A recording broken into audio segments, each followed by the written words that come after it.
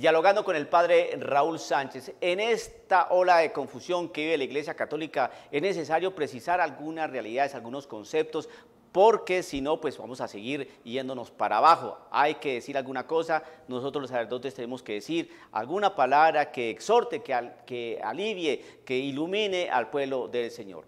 El Señor Jesucristo defiende a la mujer adúltera, mas no defiende el adulterio. Nuestro Señor Jesucristo defiende al homosexual, mas no al homosexualismo. Jesucristo defiende al que practica la corrupción administrativa, pero no va a defender y patrocinar la corrupción administrativa. Resulta que en nuestra iglesia hay unos pecados que adquirieron estatus, que adquirieron una categoría especial. Pero es que ese hombre está viviendo el homosexualismo, está teniendo fornicación con otro hombre. No lo juzgues, por favor, no lo juzgues, ten más misericordia con él. Tú no eres nadie para juzgar a este hombre, tú no lo conoces su vida. Bueno, pero, ¿y entonces qué vamos a hacer con este hombre que se robó 10 millones de dólares, ¿no?, de los contribuyentes? A veces sí hay que decirle las cosas, a veces sí, desgraciado, es que es un infame. La gente pobre ahí con los impuestos y este hombre se roba todo ese montón de dinero, a ese sí hay que decirle algo.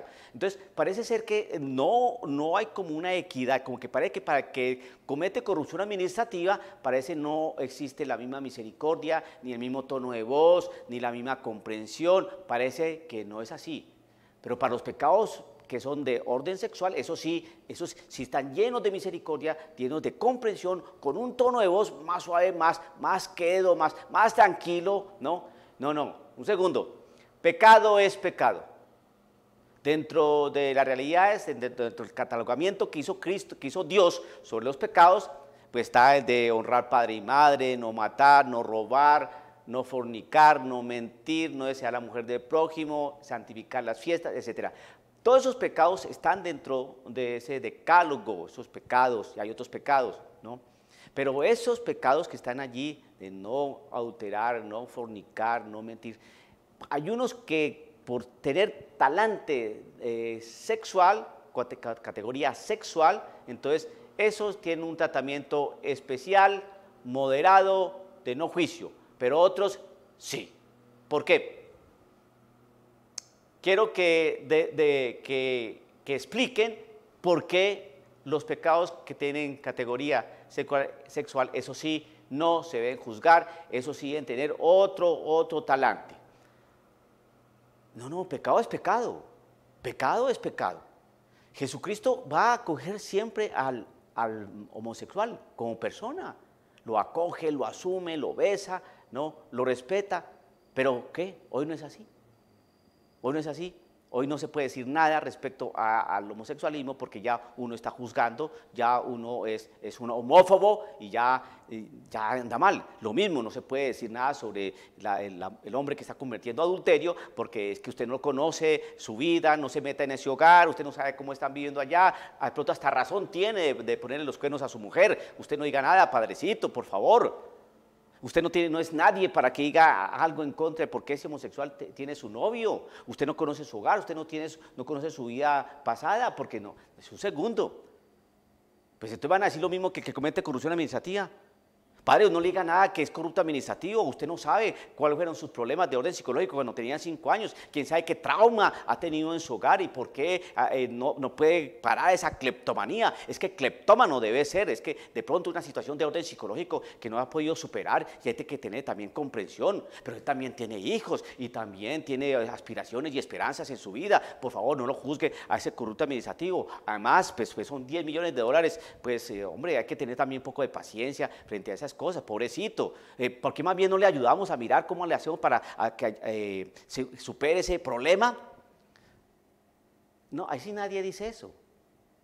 Entonces, ¿por qué unos pecados sí y unos pecados no? Pecado es pecado. Y el que perdona y asume al pecador es el mismo. Y Jesucristo no va a tener diferencias entre uno o el otro, porque ambos son hijos de Él, ambos son criaturas de Él, ambos los hizo Él. Y entonces no podemos decir, pues si el Señor te hizo así homosexual, pues asume tu homosexualismo. El Señor no va a pedir que cambies. Si Él te hizo así, pues asúmelo. Tienes tus relaciones homosexuales, no hay problema. El Señor no te juzga. Él te hizo así, Él te ama, adelante.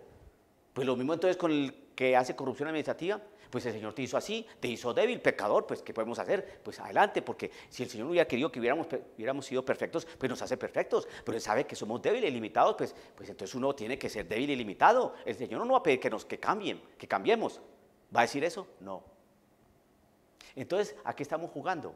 Un juego bastante peligroso, que es que nosotros nos sentamos en el trono de Dios y desde afuera, extrabíblicamente, empezamos a hacer nuestros propios juicios. Usted mira la Sagrada Escritura y empieza a entender cuál es la visión de Dios sobre el homosexual, sobre el corrupto, sobre el hechicero, sobre el adúltero, sobre el brujo, sobre el envidioso. Mire la actitud que tiene Dios. Mire. Y en las palabras de Pablo habla muy claro cómo es con el sodomita, con el afeminado, con el corrupto, con el brujo, con el hechicero, con el mentiroso, con el fato, con el envidioso, con el perezoso. Es muy claro, muy claro. Y el Señor en su palabra dice que todos aquellos que tengan pecado, ¿no? pues pueden arrepentir. Arrepiéntanse y crean en el Evangelio, lo que dice el Señor Jesucristo. Arrepiéntanse y crean en el Evangelio. El Señor es misericordioso, lento a la cólera, rico en piedad y leal. El Señor es lleno de misericordia, ¿no? Pero el Señor también dice, arrepiéntase. El Señor también dice, no vuelvan a pecar. Eso también lo dice el Señor. El Señor también dice que la paja será puesta en el granero y que la cizaña será tirada, que el trigo será puesto en el granero, ¿no? Y la cizaña será tirada al fuego. Y que vendrá el tiempo en que donde el fuego no se apaga y el gusano no muere. Y que todos seremos juzgados de acuerdo a nuestras obras, ya sean buenas o malas. Y cada uno recibirá su castigo, su premio. Eso también es palabra de Dios. Entonces, ¿por qué no queremos reconocer y aceptar esa palabra de Dios? ¿Por qué queremos catalogar a Dios, catalogar el pecado, montarnos en el trono de Dios, decir a Dios lo que nosotros queremos que diga, desconociendo su palabra? La palabra del Señor es la palabra de Él y no la podemos cambiar. Y así como habla de perdón, habla de infierno. Y así como habla de misericordia, habla de castigo. ¿Por qué queremos cambiar la palabra del Señor? Y para el Señor no existe categorías de pecados, todos son pecados. Hasta dice que hay pecados de muerte, todos los que traen muerte, y pecados que no son de muerte. Lo que la Iglesia y su magisterio dicen que son los pecados mortales y veniales.